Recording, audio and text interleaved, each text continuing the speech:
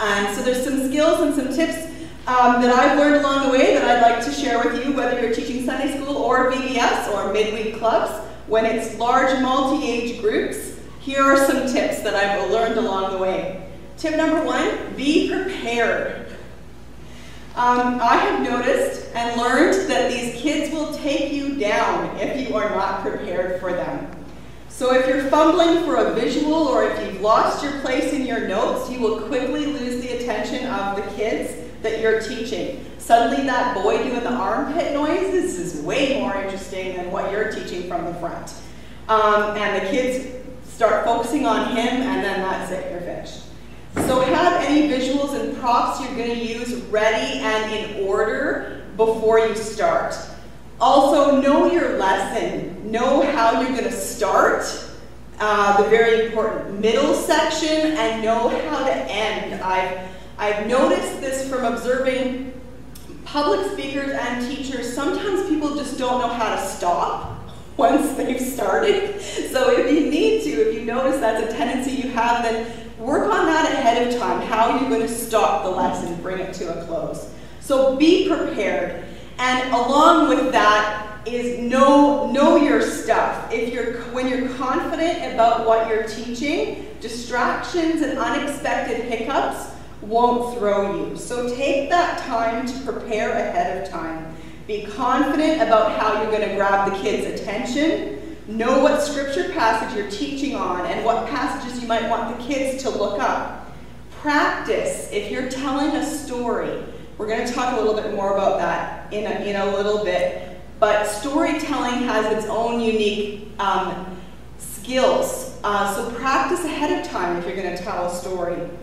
Think beforehand, think out the logistics of any illustrations that you're going to do. There is nothing worse than an illustration falling flat because you didn't work out the logistics ahead of time of how it's going to work and what you're going to do with your props, or if it's an object lesson or something. So think about those logistics ahead of time.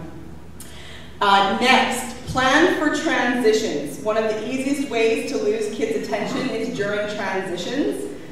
Transitions happen at the beginning as kids are arriving and when you move from one activity to another. So think ahead of how you're going to deal with those transition times. Plan for activities or things for kids to do. So for example, when I taught large group for VBS, they were coming from all kinds of different activities, games and snack and crafts, and they were kind of all over the place.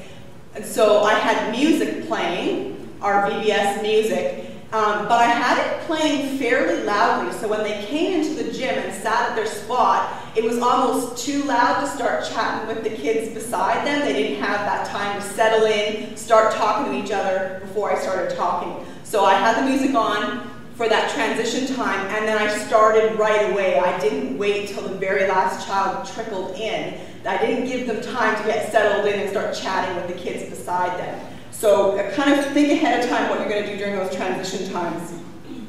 Next, plan how you're going to involve the kids during your teaching time. Even in large groups, kids should be involved in the learning process.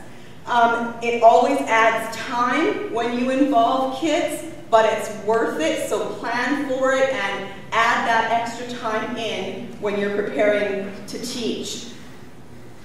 Involving kids could mean having them look up a Bible verse or a passage, maybe asking them to do a skit, or having some of them involved, like in the lesson we were looking at with Joshua, having those kids come up and be involved in those little parts when you talk about Joshua or when you talk about the sun. But plan different ways to get the kids involved. Excuse me. The next tip I have is practice any stories you're going to tell. And by story, I mean if you're telling a Bible story in your lesson. Teaching a lesson and telling a story are two different things. So when you're telling a story within your lesson, practice that ahead of time. It's especially important when you've got large groups of kids. Practice how you will tell your story. How are you going to begin your story that will draw them in? How are you going to end your story?